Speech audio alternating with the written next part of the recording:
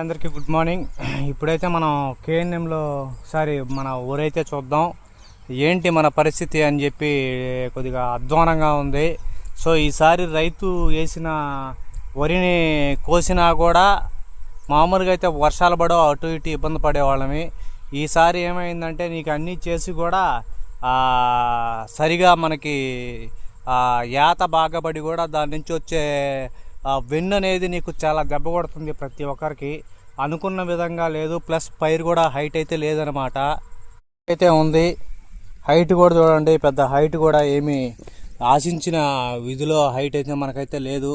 ఎన్ను కూడా చూడండి ఎంత చిన్నదిగా వస్తుందో.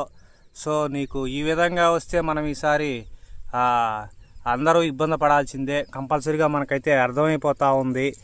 ఇటువంటిది మనం ఎప్పుడు ఎక్స్పెక్ట్ చేయలేదు, కానీ ఈసారి చూస్తే దీన్ని మనకే అయ్యో పాపం అనిపించేలాగా ఉందన్నమాట.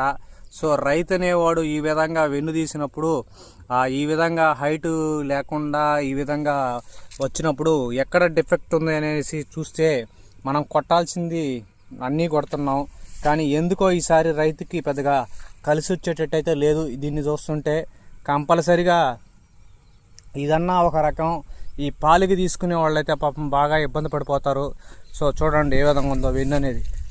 పెద్దగా నీకు గంట కూడా పెద్దగా కనిపించట్లే. సో ఎక్కడ డిఫెక్ట్ ఉందో ఏంటనేసి అయితే అర్థం కావట్లేదు. సో ఈసారి అయితే మనం అయితే కొద్దిగా లాస్ అవుతామని క్లియర్గా అర్థమవుతుంది. లాస్ అయినా లాభం వచ్చినా మనం చేసేది అయితే ఏమీ లేదు.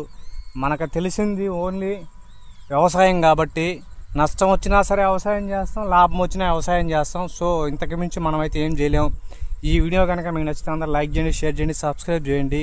అందరికీ జై జవాన్ జై కిసాన్. మీరైతే బిడ్డ శిరీష్.